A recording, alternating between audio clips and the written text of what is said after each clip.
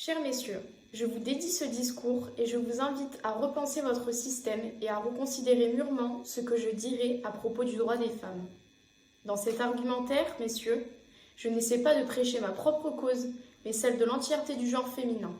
De toute façon, mes besoins personnels équivalent à peu de choses. Ceci est un extrait de l'essai féministe « Défense des droits des femmes », suivi de quelques considérations sur des sujets politiques et moraux, publié en 1792 de l'auteur britannique Mary Wollstonecraft.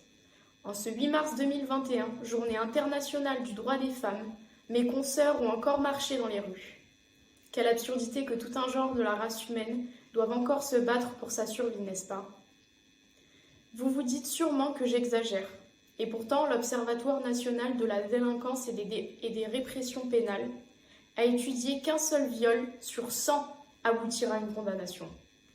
En juin 2021, la loi de non-consentement qui requalifie les atteintes sexuelles en viol est fixée avant l'âge de 13 ans. Selon cette loi, vous, messieurs, auront le droit de juger si mon viol, qui se serait passé alors que j'étais âgée de seulement 14 ans, en était bien un, ou si c'était juste une atteinte sexuelle. Vous le jugerez sûrement en vous basant sur la longueur de ma jupe, la taille de mes seins, la quantité de maquillage que je porte, ou que je sois assez sexy ou non pour avoir l'air plus âgée qu'une jeune fille de 15 ans. Cette loi va de pair avec la loi Perben II de 2014, dans laquelle vous prévoyez qu'un viol peut être traité comme une correctionnalisation judiciaire et non jugé comme un crime devant la cour d'assises. Ces lois sont en fait des réponses à une simple peur en France, celle que les plaintes sont trop nombreuses en tribunal pour être jugées en cour d'assises. Le personnel est trop peu nombreux et les procès sont trop coûteux. Ou devrais-je vous demander pourquoi voudrait-on miser autant d'argent sur la seule parole d'une femme?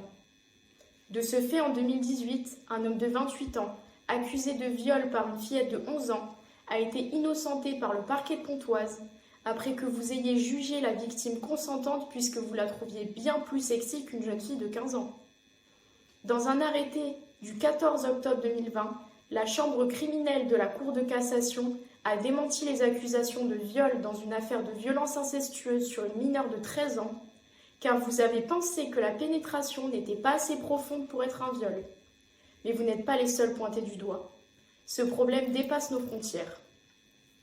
En 2013, le Violence Against Women Act est renouvelé aux États-Unis afin de financer les enquêtes sur les violences perpétrées envers les femmes.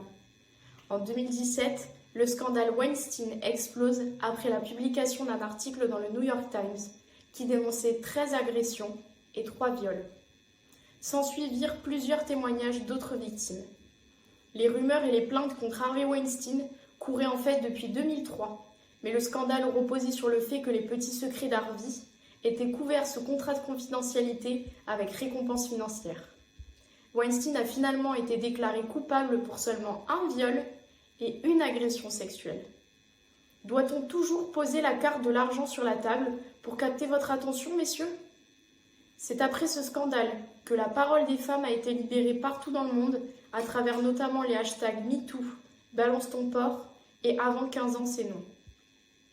Pensez-vous légitime que nous soyons obligés de chercher justice nous-mêmes, tout en sachant que les prédateurs sexuels emplissent vos rangs et qu'ils risquent peu sous prétexte que l'État n'a ni l'argent ni le temps de nous protéger?